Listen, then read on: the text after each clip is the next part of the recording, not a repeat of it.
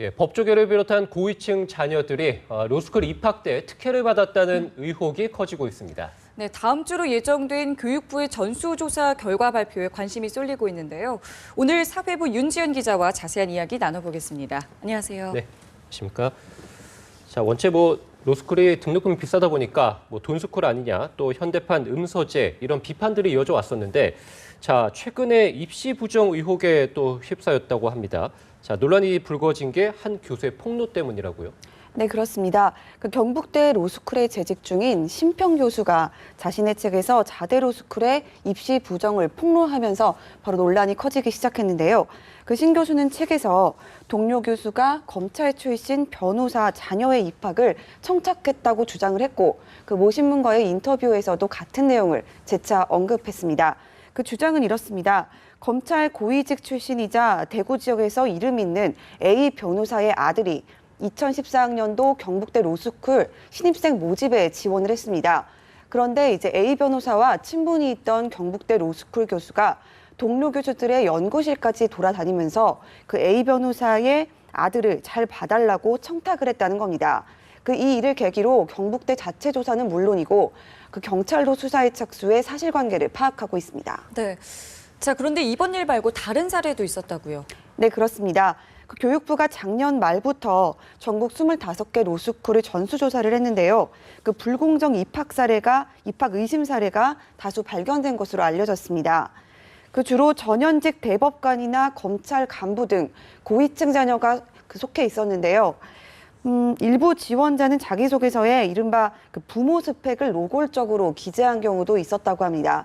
예를 들면 자기소개서 성장 배경란에 법관인 부모 밑에서 이러이러한 것을 보고 자랐다. 그런 간접적인 표현부터 아예 처음부터 끝까지 거의 아버지 소개서 수준으로 써놓은 경우까지 다양한 사례가 언급되고 있습니다. 교육부는 그동안 실태 조사 결과를 다음 주에 발표할 예정인데요. 그동안 로스쿨의 최근 3년치 입학 서류를 전부 들여다보고 문제가 있다고 보여지는 입학 서류를 따로 골라내서 분석 작업을 진행을 했습니다. 사실 그동안 국정감사 등에서 로스쿨 입학 부정 의혹은 끊임없이 제기가 돼 왔는데요. 하지만 늘 로스쿨의 자료 공개 거부 때문에 구체적인 수치가 드러난 적은 없었습니다. 그만큼 이번 조사 결과가 발표되면 적잖은 파장일 것으로 예상됩니다.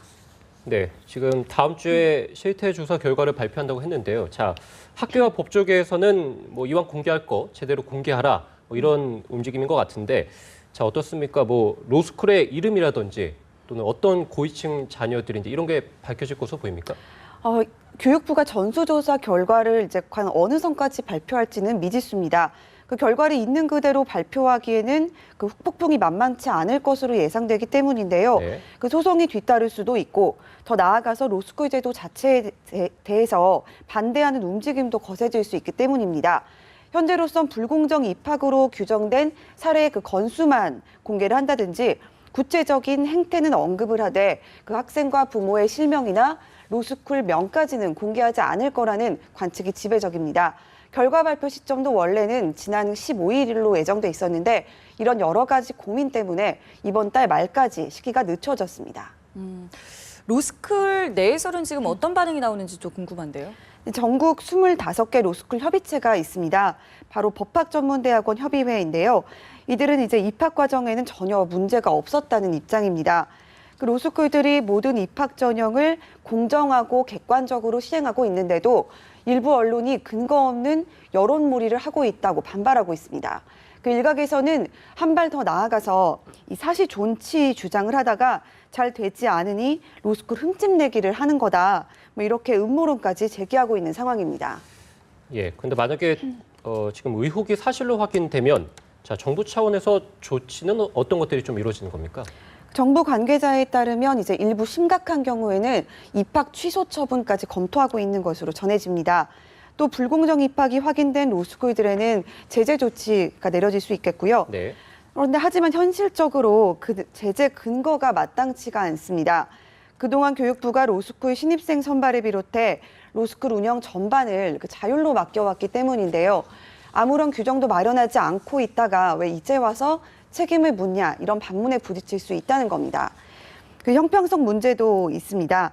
가령 똑같이 부모의 이름이나 직위를 밝힌 학생이 있는데 한쪽 로스쿨에는 이를 금지하는 규정이 있고 또 다른 로스쿨에는 없었다고 칩시다. 그렇다면 그 한쪽은 처벌을 해야 하고 뭐 아니면 둘 다 처벌을 해야 하는지 뭐 이런 의문이 따르게 되겠죠. 그 마냥 초강수를 둬서 입학 취소 처분까지 내린다면 결국 소송전으로 비화될 가능성이 큽니다. 네. 일단 교육부는 이런 상황까지 대비해서 더욱 신중하게 법리 검토를 진행하고 있습니다. 네. 이번 일을 계기로 이 로스쿨 입시 제도 자체를 좀 뜯어 고쳐야 된다라는 얘기가 있거든요. 현행 그 제도는 좀 어떻습니까? 우선 로스쿨에 들어가려면 그 리트라고 불리는 법학 적성 시험을 봐야 합니다. 그래서 이 성적과 학부 성적 그리고 공인 영어 성적 이런 게 정량 평가로 이제 해당되는 부분이고요. 그 외에 자기소개서와 면접 등 정성 평가로 나뉘어져 있습니다.